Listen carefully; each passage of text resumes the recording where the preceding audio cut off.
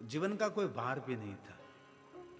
और एक दिन हुआ ऐसा, पिता विष्णुदेव का देहांत हो गया। दोनों पुत्र बहुत दुख व्यक्त किया, पिताजी चले गए। थोड़े दिन तो ऐसे ही बिता दिया, लेकिन देवल और माधव कुछ काम नहीं करते थे। क्योंकि पिताजी कमाते थे, वैसे ही लोग रहते थे। अब तो व्यवहार की जवाबदारी, जिम्मेदारी, घर की जिम्मेदारी, भरण पोषण की जिम्मेदारी उस पर आने लगी। देवल और माधव दोनों बहुत प्रेम से दोनों भाई रहते थे, साथ में ही रहते थे। जहां जाते वहां साथ में, कोई काम करते तो साथ में। गांव में छोटा मोटा काम कर लेते थे, लेकिन भरण पोषण नहीं होता था। ऐसा कोई बड़ा काम भी नहीं मिलता था कि कोई काम कर सके। लेकिन दोनों, ये देवल और माधव, विद्वान तो थे ही, लेकिन उसकी विद्वत्ता का कोई मान सम्मान करे ऐसा कोई गांव में नहीं था। क्योंकि पिताजी का तो सम्मान था, लेकिन पिताजी के बराबर ये दोनों पुत्रों का आदर नहीं था। इसलिए कोई विद्वत्ता का मान करे, विद्वत्ता का सम्मान करे, ऐसा कुछ नहीं हो रहा था। तो दोनों गांव में निरंतर रहते थे और दोनों भाई परस्पर बातें करते रहते थे कि हमारे पास विद्वत्ता तो बहुत है, लेकिन इस विद्वत्ता का आदर नहीं होता इस गांव में। हमारे पास जो विद्वत्ता है, इसका कोई सम्मान नहीं होता। दोनों भाई एक दूसरे के साथ बात करते रहते हैं। हमारी विद्वत्ता के बराबर धन भी नहीं मिलता। तो देवल ने कहा बड़े भाई छोटे को, माधव को कहा, माधव हम ऐसा काम करेंगे, हम कोई विदेश में जाकर हमारी विद्वत्ता का फैलाव करेंगे और प्रदेश जाकर विद्वत्ता से हम कुछ हमारा प्रकाश करेंगे और विदेशों में से कुछ धन तो मिल जाएगा। तो बन्ने विद्यावान है देवल और माधव, दोनों ने निर्णय ले लिया कि हम विदेश में जाकर, प्रदेश में जाकर हमारा विद्या का सदुपयोग करेंगे और धन कमाएंगे और हमारे घर का गुजरान चलेगा। ज़्यादातर ऐसे गुजरान चलता है ना, जो विद्वत्ता जिसने पाई है, कर्मकांड करते, पूजा पाठ, यज्ञ याग आदि करते हैं, उसके पास कोई फैक्ट्री, कोई जमीन जागीर नहीं रहती ना। पहले के विद्वान ब्राह्मण कुछ कहते भी नहीं थे, जो आपको इच्छा हो वो दे दो। अब कहना पड़ता है, क्यों? लोग सम्मान नहीं करते विद्वत्ता का। कहीं यज्ञ करने के लिए जाते हैं तो जो यज्ञ की व्यवस्था है उसके बराबर कोई सम्मान नहीं होता। इसलिए अब पहले बोलना पड़ता है विद्वानों को, भाई ये यज्ञ में इतना खर्च होगा, यज्ञ करने में इतना खर्च होगा। पहले के ब्राह्मण बोलते नहीं थे। क्यों बोलते नहीं थे? ऐसे लोग थे, ऐसे आदर कर लेते थे। तो दोनों देवल और माधव ने निर्णय ले लिया कि हम हमारे विद्वत्ता का सदुपयोग करने के लिए विदेश जाएंगे, परदेश जाएंगे।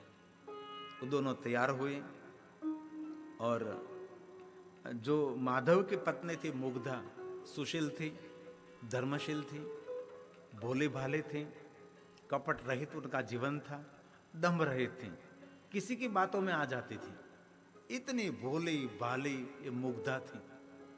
भगवान पर बहुत उनको श्रद्धा और भाव भी था। लेकिन जो देवल बड़ा है, उसकी जो पत्नी है, उसका नाम रूपवती तो है, लेकिन वास्तव में बहुत उनके पास स्वरूप भी था। इतनी स्वरूपवान थी, एक बार देखते ही लगता है कि कोई है रूप, कोई है स्वरूप। तो ऐसे ही स्वाभाविक माधव ने रूपवती को कहा, आप मेरी भाभी हैं, मातुल्य हैं, मैं आपका देवर हूं और मैं आपको एक विनंती करने के लिए आया हूं। हम दोनों भाई विदेश धन कमाने के लिए जा रहे हैं, बड़े भाई मेरा देवल और मैं माधव। तो आप तो हमारी माँ तुल्य हैं, तो मेरी पत्नी मुग्धा बहुत भोली भाली हैं, उसका ख्याल रखना। कुछ गलती करे तो उसको क्षमा कर देना, उसको अब अच्छी तरह से संभालना और मेरी याद भी ना आवे उसको, ऐसा ख्याल रखना। तो रूपवती ने कहा, कोई बात नहीं देर जी, कोई चिंता ना करे, हम दोनों बहनों की तरफ रहेंगे और कोई चिंता की बात नहीं। मैं तो माँ तुल्य हूं ने, मैं आपकी भाभी हूँ, बड़ी भाभी हूँ, इसलिए कोई चिंता की बात नहीं। आप आपके भाई के साथ विदेश में जाओ, मुग्धा की थोड़ी सी भी चिंता नहीं, मैं उसको मेरी छोटी बहन की तरह रखूंगी। ऐसे बहुत सारा मीठा मीठा मीठा बोल दिया। और माधव ने कहा कि मुग्धा तू बहुत भोली है, भाली है, कोई नहीं बातों में नहीं आती, और शांति से रहना। और माधव और देवल दोनों गए विदेश धन कमाने के लिए। और यहाँ रूपवती ने उसका प्रभाव फैलाया। अहंकारी थी, घमंडी थी, लुची लंपट थी, दंभी थी, मीठा मीठा बोलकर किसी के साथ कपट कर लेती थी। जितने चाहे इतने सभी दुर्गुण रूपवती में था। सिर्फ रूप था, गुण नहीं था। मुग्धा के पास इतना रूप नहीं था, लेकिन गुणों के भंडार थे। इतनी परोपकारी थी, गांव में किसी के वहां कुछ भी काम हो जाती थी और काम करके आ जाती थी। इतनी भली भोली, सेवाभावी, परोपकारी, प्रेमाळ, लागणीशील और मधुर बोलने वाले सभी गुण इस मुग्धा में था। रूपवती ने प्रभाव फैलाया और घर का सब काम उसके पास कराने लगे, और छोटी छोटी बातों में बड़े बड़े झगड़े करने लगे। कभी कभी मार लेती थी, कभी कभी धक्का मार देती थी। रसोई बनाना मुग्धा को, बर्तन मुग्धा, साफ सफाई मुग्धा, वो कुछ भी नहीं करती थी। और ऊपर से बहुत बहुत गंदे गंदे शब्द अपमानित करती रहती थी। लेकिन मुग्धा मौन होकर सब कुछ सहन कर लेती थी। वो समझती थी कि कल दिन बीत जाएंगे, सालों बीत जाएंगे और मेरा पति आ जाएगा, सब सुख होगा।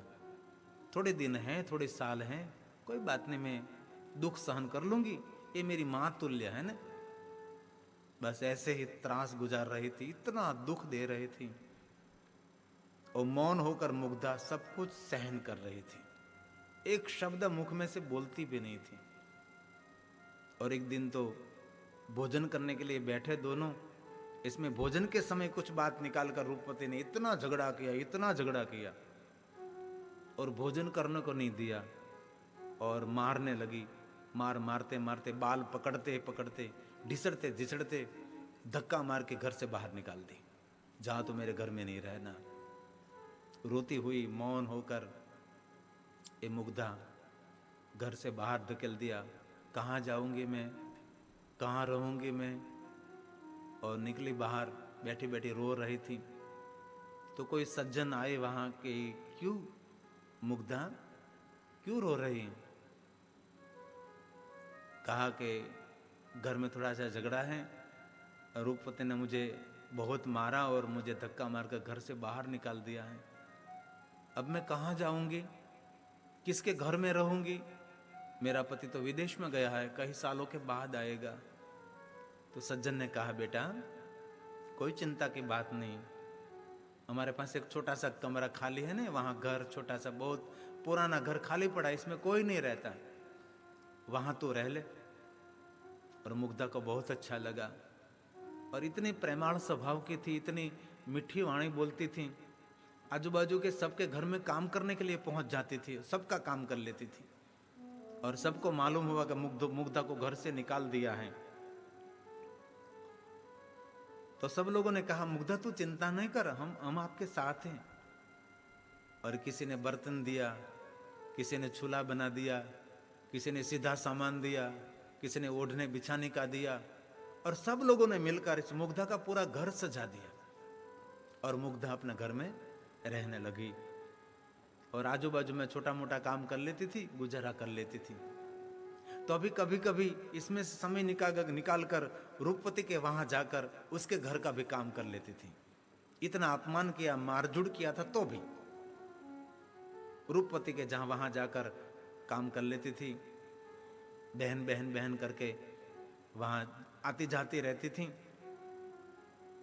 और मुग्धा अपना काम करके, आजू बाजू में किसी का घर काम करके अपना व्यवहार चला लेती थी, अपना गुजरान पेट भर लेती थी। समय बीत रहा है और गांव में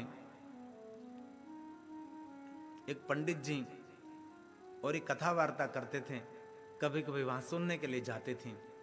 तो ये पंडित जी ने कहा कि अभी तो पुरुषोत्तम मास आ रहा है, जो कोई पुरुषोत्तम मास का व्रत करे ना, दरिद्रता उसकी जाएगी, रोग शोक दुख में से मुक्ति मिलेगी, और पति प्रदेश गया होगा तो पति प्रदेश में से घर आ जाएगा।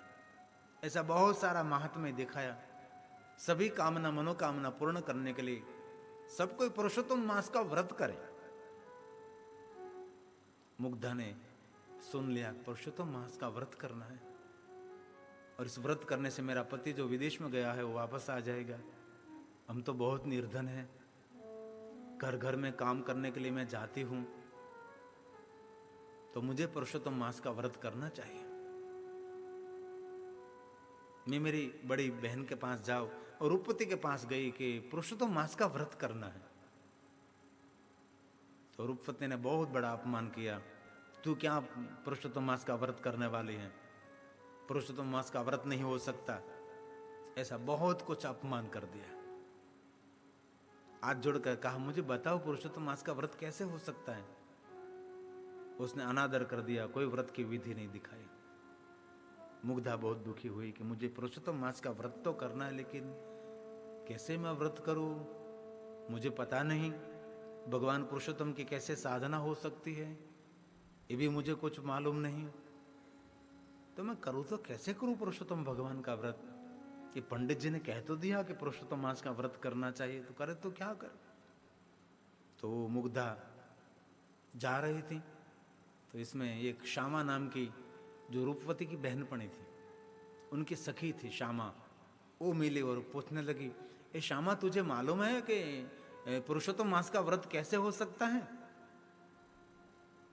श्यामा हंसने लगी, तुझे पुरुषोत्तम मास का व्रत करना है, आप मुझे बताने कैसे पुरुषोत्तम मास का व्रत हो सकता है। मेरा पति विदेश में गया है, पुरुषोत्तम मास का व्रत करूं तो मेरा पति प्रदेश में से आ जाए, दुख दरिद्र रोग में से मुक्ति मिले, पुरुषोत्तम भगवान मनोकामना पूर्ण करे, तो मुझे कोई रीत पुरुषोत्तम मास का व्रत कैसे किया जाए। मुग्धा भी बड़ी नटखट और कपटी थी। उसने कहा, तुझे पुरुषोत्तम मास का व्रत करना है तो सुन, जो पुरुषोत्तम मास के पहले दिन जो गंदी कुंडी है ना, गंदे पानी से नहाना चाहिए, और गंदे गंदे कपड़े पहनना चाहिए, और वासी भोजन करना चाहिए, तीखा तीखा मरचा खाना चाहिए, और धरती पर ऐसे ही बिछाना नहीं, ऐसे ही सो जाना चाहिए। ऐसे व्रत होता है। गंदे पानी से नहाना, गंदे गंदे कपड़े पहनना, गंदा वासी भोजन करना, तीखी तीखी मिर्ची खाना, और देव दर्शन में जाना, और नदी के किनारे सब जो करते हैं ना पूजा, उसके साथ रहना, ऐसे बात बता दिया। तो मुग्धा ने कहा कि ऐसा है व्रत हो सकता है पुरुषोत्तम भगवान का। भोली भाली थी, और श्यामा ने इतनी युक्ति से बात बताई थी कि मुग्धा ने मान लिया, कोई बात नहीं। सुबह में उठी, गंदे पानी से नहाया, गंदे गंदे वस्त्र पहने, और वासी भोजन किया, तीखे तीखे मिर्ची खाई, क्योंकि मेरे पुरुषोत्तम भगवान का व्रत करना है। देव दर्शन जाने लगी, पुरुषोत्तम भगवान ऐसा करने लगी। समय बीतने लगा, भगवान पुरुषोत्तम का व्रत कर रहे हैं। धीरे धीरे दिन बीतता जा रहा है। पूर्व पुरुषोत्तम महीना में पुरुषोत्तम भगवान निरंतर बोलने लगी। और श्यामा मिली फिर से कि श्यामा, ये पुरुषोत्तम मास पूर्ण होने के बाद क्या करना पड़ेगा, करना क्या पड़ेगा। पुरुषोत्तम मास में गंदे पानी से तू नहाती है, तो ये गंदा गंदा पानी पीपल वृक्ष को चढ़ाना, और पीपल वृक्ष को कहना कि हे पुरुषोत्तम भगवान, ये पुरुषोत्तम मास मेरा व्रत पूर्ण हो जाने के बाद मेरे घर आप भोजन करने के लिए आना। अरे पीपल वृक्ष भोजन करने के लिए आएगा, वहां ही है। मुग्धा ने कहा, हाँ सच्ची भक्ति है तो पुरुषोत्तम भगवान आ सकते हैं, ये पीपल वृक्ष में उसका निवास रहता है, वहां जाकर कहना पुरुषोत्तम भगवान आपके वहां भोजन करने के लिए, और व्रत आपका पूर्ण हो जाएगा। और अंतिम दिन बहुत सारे ब्राह्मणों को भोजन करना पड़ता है। ये पुरुषोत्तम भगवान आ जाएंगे तो बहुत सारे ब्राह्मणों को भी वो भोजन करा देंगे, स्वयं भगवान पुरुषोत्तम भोजन कराएंगे। मेरे घर में तो कुछ भोजन कराने का नहीं है, तो कि भगवान पुरुषोत्तम सब कर देंगे। मुग्धा की बात में आगे उसको तो कुछ भी पता नहीं था, पुरुषोत्तम भगवान आते हैं, ब्रह्म भोजन पुरुषोत्तम भगवान कराएंगे, कुछ भी नहीं है। वो नटकर थी मुग्धा। उस गंदे पानी से नहाई और गंदा पानी लेकर पीपल वृक्ष को चढ़ाया और वहां पीपल वृक्ष के पास खड़ी रहकर हाथ जोड़कर कहने लगी, हे पीपल वृक्ष, आप में पुरुषोत्तम भगवान रहते हैं, हे पुरुषोत्तम भगवान मेरे घर आना और ब्राह्मणों को भोजन कराना है। हे पुरुषोत्तम भगवान मेरे घर आकर आप ब्राह्मणों को भोजन कराना, आप आइए।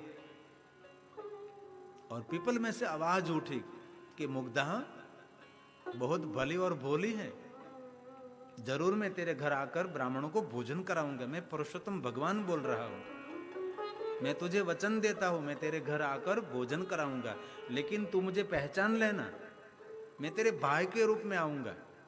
और कोई पूछे ना कि ये कौन है तो बता देना सबको कि मेरा भाई है, बहुत समय से विदेश में गया था और इसीलिए मुझे मिलने के लिए आया है, ऐसा बताना। किसी को ये नहीं कहना कि पुरुषोत्तम भगवान है।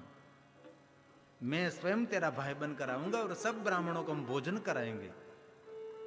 बहुत राजी और प्रसन्न हुई और पुरुषोत्तम भगवान पुरुषोत्तम भगवान पुरुषोत्तम जय पुरुषोत्तम पुरुषोत्तम पुरुषोत्तम पुरुषोत्तम करते करते वो तो आई। पुरुषोत्तम जय पुरुषोत्तम, दया सिंधु जय पुरुषोत्तम, पुरुषोत्तम जय पुरुषोत्तम, दया सिंधु जय पुरुषोत्तम। गंगा नाये यमुना नाये सब तीर्थ नाये पुरुषोत्तम, गंगा नाये यमुना नाये सब तीर्थ नाये पुरुषोत्तम, पुरुषोत्तम जय पुरुषोत्तम, दया सिंधु जय पुरुषोत्तम, पुरुषोत्तम जय पुरुषोत्तम, दया सिंधु जय पुरुषोत्तम। गंगा नाये यमुना नाये सब तीर्थ नाये पुरुषोत्तम, गंगा नाये यमुना नाये सब तीर्थ नाये पुरुषोत्तम, जय पुरुषोत्तम जय पुरुषोत्तम, दया सिंधु जय पुरुषोत्तम, पुरुषोत्तम जय पुरुषोत्तम, दया सिंधु जय पुरुषोत्तम, पुरुषोत्तम जय पुरुषोत्तम, दया सिंधु जय पुरुषोत्तम। वो तो दौड़ती दौड़ती मुग्धा के पास गई। भली भोली मुग्धा, उसको कुछ भी पता नहीं कि दुनिया में कैसे कपटी लोग होते हैं, कैसे दंभी लोग होते हैं। मुग्धा कहने लगी कि श्यामा तूने कहा था ना मुझे कि पीपल वृक्ष में भगवान पुरुषोत्तम रहते, तो सही अर्थ में मुझे पुरुषोत्तम भगवान ने जवाब दिया और स्वयं पुरुषोत्तम भगवान ने कहा कि मैं तेरे घर आऊं और बहुत सारे ब्राह्मणों को भोजन कराएंगे। वो श्यामा खड़खड़ाहट हंसने लगी और उसकी मश्करी और मस्ती करने लगी, उसकी बातों पर हंसते लगी। लेकिन मुग्धा ने कहा, श्यामा मैं बहुत सच में कहता हूं, भगवान पुरुषोत्तम ने मुझे वचन दिया है कि पुरुषोत्तम मास के अंतिम दिन मेरे घर पुरुषोत्तम भगवान आएंगे और सभी ब्राह्मणों को भोजन कराएंगे। श्यामा हंसने लगी। मुग्धा तो भली भोली थी और ये रूपवती कम दान करती थी, बहुत बड़ी बड़ी जाहिरात करती थी और दिखावा करती थी। पूजा पाठ मंदिर मंदिर थाली सजाकर जाती थी, कथा वार्ता ठाव की होकर सुनती थी। ऐसे भक्ति का इतना दिखावा करती थी, लेकिन अंदर से इतना कोट कपाट दंभ जुठाना अंदर से पूरा भरा था। लेकिन मुग्धा इतनी भोली भोली सीधी साधी। श्यामा ने तो इतना हंसा कि मुग्धा तू क्या बोलते तुझे पता है? अरे श्यामा सही कहती हूँ, भगवान पुरुषोत्तम ने मुझे वचन दिया, जरूर पुरुषोत्तम भगवान मेरे घर आएंगे। मुग्धा तो भली भोली। तो श्यामा ने कहा तो गांव के सभी ब्राह्मणों को आमंत्रण देना पड़ेगा ना, आपके घर में अंतिम दिन सब भोजन करने के लिए आए, सबको दक्षिणा अच्छा भोजन करना पड़ेगा। ये तो मेरा पुरुषोत्तम भगवान करेंगे सब कुछ। और ये तो मुग्धा तो बहुत सारे ब्राह्मणों को आमंत्रण देने के लिए गई भोजन के लिए, और ये श्यामा स्वयं 101 ब्राह्मणों को आमंत्रित करके आ गई। मुग्धा कहकर आप सबको भोजन करना है, भगवान पुरुषोत्तम भोजन कराएंगे। सब लोग इस बात पर हंसने लगे। और यहाँ रूपपति ने भी बहुत सारे ब्राह्मणों को आमंत्रित किया। सुना कि ये मुग्धा के घर 101 ब्राह्मण है तो मैं 202 बुलाऊंगी, 2 गुना ब्राह्मणों को आमंत्रित करूंगी। और रूपपति ने भी बहुत सारे ब्राह्मणों को आमंत्रित किया भोजन कराने के लिए। पुरुषोत्तम मास निमित्त अंतिम पुरुषोत्तम मास पूर्ण हुआ तो। और रूपवती बहुत हंसती रहती थी उस पर, मुग्धा पर। उसको कुछ पता नहीं ब्राह्मणों को कैसे भोजन, उसके घर में तो कुछ है नहीं। और वो भरोसा रखकर बैठे कि पुरुषोत्तम भगवान आएंगे और सभी ब्राह्मणों को भोजन करा देंगे। लेकिन मुग्धा ने इतना भगवान पर भरोसा था और घर में बैठे बैठे निरंतर पुरुषोत्तम पुरुषोत्तम पुरुषोत्तम करती रहती। मेरा भगवान पुरुषोत्तम आएंगे, भगवान पुरुषोत्तम आएंगे। और सभी ब्राह्मण आ गए, सभी ब्राह्मणों को भोजन कराने के लिए बिठा दिया। और श्यामा ने कहा 1 लाडू बनाना, 1 लाडू में से तेरा पुरुषोत्तम आएगा ना, एक लाडू में से सभी ब्राह्मणों को भोजन करा देंगे। मुग्धा ने कहा कोई बात नहीं श्यामा, ऐसा ही करेंगे। और ये मुग्धा ने 1 लाडू बनाया और बहुत सारे ब्राह्मण भोजन करने के लिए आए हैं। और ये मुग्धा भगवान पुरुषोत्तम का इंतजार कर रही है। भगवान तो आए नहीं, 12:30 बज गए। ब्राह्मण जो भोजन करने के लिए बैठे वो भी उकलाने लगे कि कब भोजन आएगा, कितने समय तक यहाँ बैठे रहेंगे। अंदर से सब खिन्न भिन्न हो रहे हैं। और मुग्धा को हुआ कब मैं क्या करूं भगवान, मेरे पुरुषोत्तम भगवान तो नहीं आए। घर में दीप जलता था, वहां बैठ गई और कहने लगी हे पुरुषोत्तम भगवान। पुरुषोत्तम जय पुरुषोत्तम, दया सिंधु जय पुरुषोत्तम, पुरुषोत्तम जय पुरुषोत्तम, दया सिंधु जय पुरुषोत्तम। इतने में इस मोहल्ले में कोई युवक आया, किसी को पूछ रहा था कि मुग्धा बहन का घर कहाँ है। इतना स्वरूपवान, इतना युवान, इतना तेजस्वी, मुग्धा बहन का घर कहाँ, मुग्धा बहन का घर कहाँ। किसी ने बताया कि सामने जो झोपड़ा है ना मुग्धा का है, और बहुत सारे ब्राह्मण वहां बैठे भोजन करने के लिए, आप भी जाओ। वहां भोजन कुछ नहीं है, लेकिन ब्राह्मणों को बिठा दिया है। और युवक, तेजस्वी युवक मन ही मन हंसने लगा और द्वार पर आए मुग्धा बहन, और सब पुरुषोत्तम भगवान को याद कर रही थी। कान पर आवाज पड़ी, दौड़ती दौड़ती बाहर आई और भगवान पुरुषोत्तम ने कहा था मैं तेरा भाई बनकर आऊंगा। और मेरा भाई तू आ गया, बहुत समय बीत गया और तू आया, मैं तेरा इंतजार करती थी।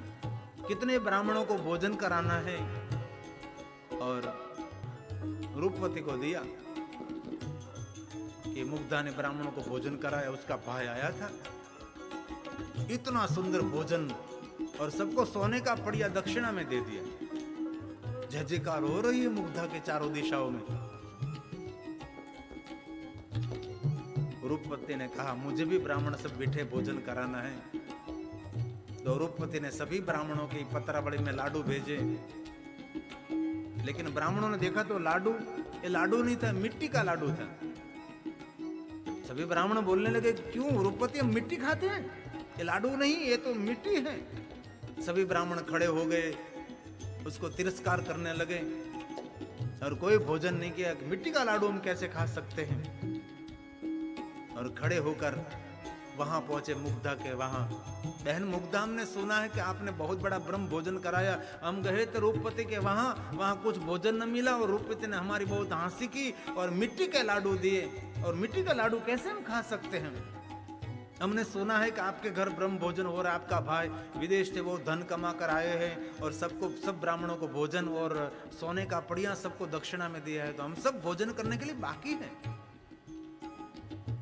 मुग्धा ने उसके भाई के सामने देखा तो सुंदर मुस्कुराहट के साथ कहा मुग्धा बैठ तू, पुरुषोत्तम पुरुषोत्तम कर और मैं सभी ब्राह्मणों को भोजन करा देता हूँ। और ये मुग्धा बैठ गई भगवान के स्थापन पर, करने लगी पुरुषोत्तम पुरुषोत्तम जय पुरुषोत्तम, दया सिंधु जय पुरुषोत्तम, पुरुषोत्तम जय पुरुषोत्तम, दया सिंधु जय पुरुषोत्तम, गंगा नाये यमुना सब तीरथ नाये पुरुषोत्तम, गंगा नाये यमुना नाये सब तीरथ नाये पुरुषोत्तम, पुरुषोत्तम जय पुरुषोत्तम, दया सिंधु जय पुरुषोत्तम, पुरुषोत्तम जय पुरुषोत्तम, दया सिंधु जय पुरुषोत्तम। सभी ब्राह्मणों को भोजन। और भाई ने कहा मुग्धा सभी ब्राह्मणों ने भोजन कर लिया है, तू कह दे सबको जो पत्रावली के साथ पड़िया है ना सोने का है, आप सबको दक्षिणा में देना। और मुग्धा ने हाथ जोड़कर कहा ये मेरा भाई है और सबको भोजन कराया और ये सोने का पड़िया है ना आपको दक्षिणा में घर में ले जाना है। सभी ब्राह्मणों तो जय जयकार करने लगे, पुरुषोत्तम भगवान की जय, मुग्धा की जय। और सभी ब्राह्मण भोजन करते करके मुग्धा को आशीर्वाद देते देते सब अपने घर घर गए। यहाँ भाई ने कहा बहन मुग्धा तो अभी भोजन के लिए बाकी है, तू तो थोड़ा भोजन कर ले। तब मुग्धा ने कहा भाई आप भी मेरे साथ भोजन करेंगे ना, अभी मैं भी भोजन करूंगा, लेकिन पहले तू बहन कर ले बाद में मैं भोजन करूं। और भाई ने अपने हाथ से लाडू लिया और मुग्धा के मुख में लाडू रख दिया और मुग्धा ने ये लाडू खाया तो मुग्धा की जो भोली भाली जो बुद्धि थी वो तीक्ष्ण बुद्धि होने लगी, सूझबूझ होने लगी। और मुग्धा कहने लगी कि ये सब कैसे हो सकता है, ये मेरा भोलपन, इतने ब्राह्मण मेरे वहां भोजन किए, मेरे घर में तो कुछ भी नहीं था और ये सब कैसे होगा। और मुग्धा को पता लग गया, पीपल में से जो बोले थे ये पुरुषोत्तम मेरा भाई बनकर तो आया है। और पकड़ लिया और कहा मुझे मूल रूप में दर्शन चाहिए। मुग्धा हाथ जोड़कर भगवान पुरुषोत्तम को कहने लगी मेरे भाई के रूप में नहीं, जैसे पुरुषोत्तम भगवान ऐसे रूप में मुझे आप दर्शन दीजिए। और भगवान पुरुषोत्तम ने कहा तेरे जैसी भोली भली जो है ना उसके बने प्रसन्न रहता हूँ। ये शामा ने तेरे साथ बहुत बनावट की। इस पुरुषोत्तम मास में गंगा स्नान, यमुना स्नान, तीर्थ स्नान, नदी में स्नान, गंदे पानी से भले स्नान करना चाहिए, गंदे कपड़े पहनने चाहिए, गंदा बासी भोजन करना चाहिए। ये शामा ने तेरे साथ कपट किया है, तुझे मालूम नहीं है रूपवती है ना उसकी सखी है, उसके कहने पर तेरे साथ बहुत कुछ कपट हुआ है। अब मुग्धा को सब समझ में आ गया और भगवान का हाथ का भोजन किया था सब बुद्धि तीव्रता सब कुछ विद्या उसको मिल गई थी। अरे पुरुषोत्तम भगवान, मैं तो रही भोली भाली, ये सब कुछ मैंने तो कभी विचार भी नहीं किया, और आप ही पीपल वृक्ष में से बोले थे। भगवान ने कहा मैं ही बोला था, और मैंने कहा था ना आपका भाई बनकर मैं आऊंगा, तो मैं आपका सही अर्थ में भाई तो नहीं हूँ, पुरुषोत्तम भगवान हूँ, लेकिन आपका भाई बनकर आया हूँ। और मुग्धा ने कहा आपका मूल रूप का मुझे दर्शन होना चाहिए।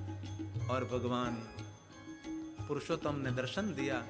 मुग्धा ने चरण पकड़कर दर्शन करके प्रणाम किया और कहा हे पुरुषोत्तम भगवान, मेरी जैसी कोई भी नारी हो, भली भोली हो, उसके घर में कुछ भी नहीं हो तो उसकी लाज रखना। हे पुरुषोत्तम भगवान, आंख बंद कर पुरुषोत्तम पुरुषोत्तम करने लगी। पुरुषोत्तम जय पुरुषोत्तम, दया सिंधु जय पुरुषोत्तम, पुरुषोत्तम जय पुरुषोत्तम, दया सिंधु जय पुरुषोत्तम, पुरुषोत्तम जय पुरुषोत्तम, दया सिंधु जय पुरुषोत्तम। आँख खोली तो सामने पुरुषोत्तम भगवान नहीं थे, वो तो अदृश्य हो गए थे। और मुग्धा देखती रह गई, कहाँ गए भगवान पुरुषोत्तम, कहाँ गए भगवान पुरुषोत्तम। और पूरे गांव में बात फैल गई, पूरे नगर में, अवंती नगर में सब लोग बोलने लगे, अरे मुग्धा के वरम घर भोजन करने के लिए गए थे और सबको इतना मधुर भोजन कराया। उसका भाई आया था, इतना सुंदर तेजस्वी दिव्य उसका भाई था, और इतने मिष्टान भोजन हम सबको कराया, और सोने का पड़िया सबको दक्षिणा में दिया। पूरे गांव में सराहना होने लगी। और मुग्धा के घर में तो कुछ भी नहीं है, वो तो आजू बाजू के घर काम करके अपना गुजरान चला रही थी, अपना पेट भर रही थी। और ये रूपवती दिन प्रतिदिन उससे जलती रहती थी। ये मुग्धा के पास ये कुछ क्या है? मैं तो ब्राह्मणों को भोजन कराने के लिए बैठा है, लेकिन वो मैंने चूरमे का लाडू बनाया था और ब्राह्मणों की थाली में रखा तो मिट्टी का लाडू बन गया। मेरा तो पूरा व्रत खत्म हो गया, ब्रह्म भोजन भी नहीं हुआ, कोई दक्षिणा भी नहीं हुई, मुझसे तो ये क्या हुआ सब कुछ। अब मुग्धा भगवान पुरुषोत्तम को कहने लगी, भगवान पुरुषोत्तम, मेरा पति कब आएंगे? मैं इंतजार करके करके अब थक गई हूं। विदेश में धन कमाने के लिए गया है, बहुत समय निकल गया, अभी मेरा पति नहीं आया है। बस प्रार्थना करते रहे, थोड़े दिन बीते और उसका पति वहां आया, माधव, और देवल भी साथ में आया। और मुग्धा ने माधव को सभी बात बताई, और देवल को सब कुछ पता लगा कि मेरी पत्नी रूपवती ने मुग्धा के साथ ऐसा कपट, ऐसा दंभ किया। बहुत शर्मिंदा हुआ देवल। रूपवती को कहने लगा, तुझे सुंदर स्वरूप मिला है, लेकिन तेरे पास कोई सदुपकार करने के लिए, उपकार करने के लिए, दूसरों का भला करने की बुद्धि तेरे पास नहीं है। और माधव ने कहा, भाई देवल, और रूपवती हमारी माँ है ना, भाभी है, कोई बात नहीं, उसको क्षमा कर दे। इतना धन कमा कर आए, आराम से बहुत भगवान भक्ति करेंगे, शांति से हम रहेंगे।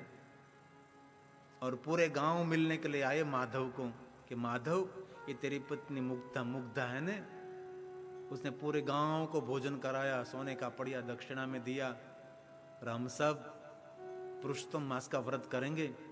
अब तो साल बीतने के बाद आएगा पुरुषोत्तम मास, तीसरे महीने में आता है पुरुषोत्तम मास, तो अब इंतजार करेंगे और हम सब व्रत करेंगे। और तीसरे मास में आता है ना पुरुषोत्तम मास, जो गुजराती में सभी मेरे गोपी मंडल गाते हैं। त्रीजे वर्षे परसोत्तम जी आया रे, वाला जी आ परसोत्तम नाराने जाय मारा वाला जी। त्रीजे वर्षे परसोत्तम जी आया रे, वाला जी आ परसोत्तम नाराने जाय मारा वाला जी। नाय दोइने पावन खाए रे, वाला जी का परसोत्तम नावाने जाय मारा वाला जी।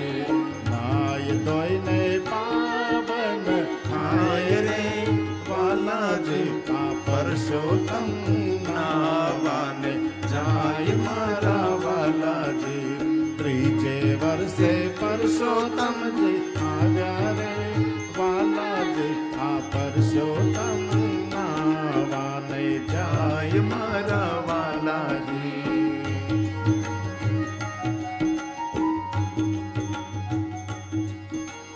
आंबोडो जांबोडो तेरी ने कोठीबड़ो वाड़ी राजा राम ने रायता आटन मोकला।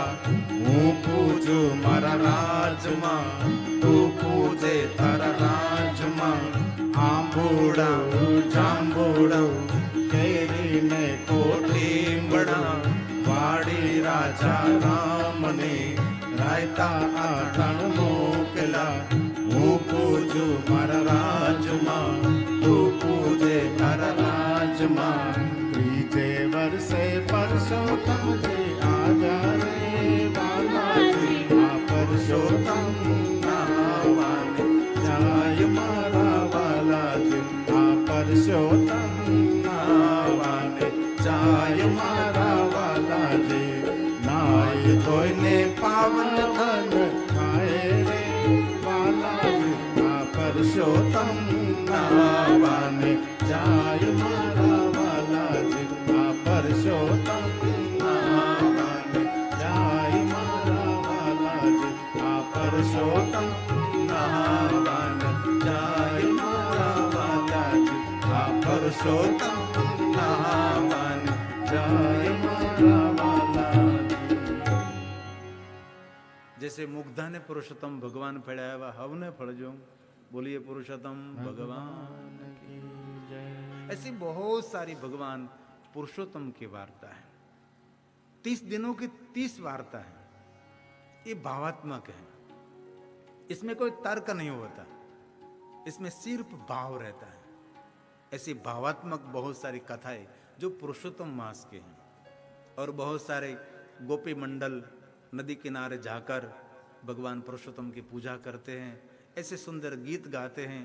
पुरुषोत्तम पुरुषोत्तम भगवान में पूरा मास बीतता है। और स्वयं पुरुषोत्तम भगवान ने नारद जी को पुरुषोत्तम महात्मा क्या महात्म्य गाया था। इस महीने में कोई थोड़ा पूजन करे, कोई थोड़ा सत्कर्म करे।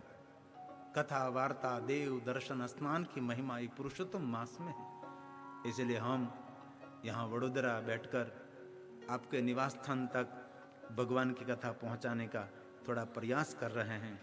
और ये पुरुषोत्तम मास चल रहा है और पुरुषोत्तम मास में पूरा दिन भक्ति भाव में बीतना चाहिए।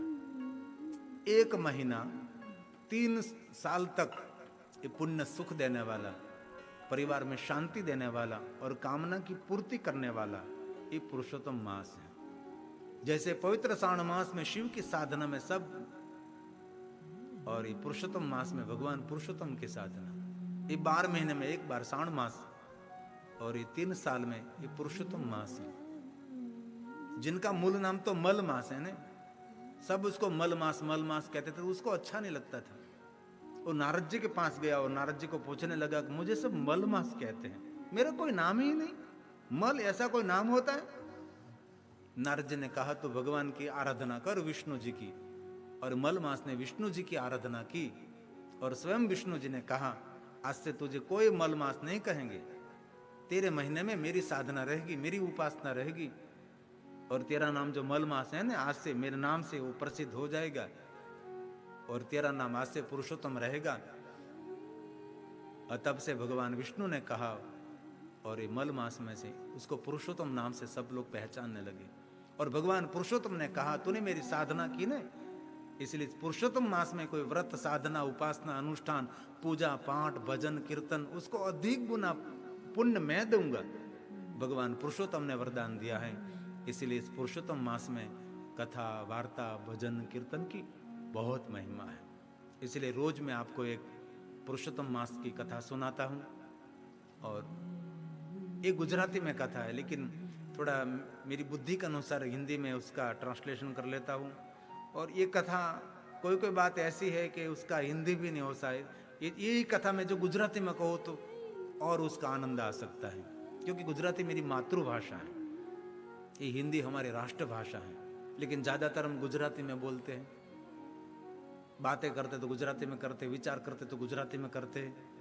तो उसका गुजराती में से हिंदी अनुवाद करके मैं आपके समक्ष ये सब गुजराती जो यहाँ कथा होती है पुरुषोत्तम मास की, वो कथा मैं आपके समक्ष कहता हूँ। और 26 तारीख को 1:20 से 40 मिनट तक रोज एक कथा इसमें से निकाल कर आस्था टीवी में आने वाले हैं। ये पुरुषोत्तम मास निमित्त लगातार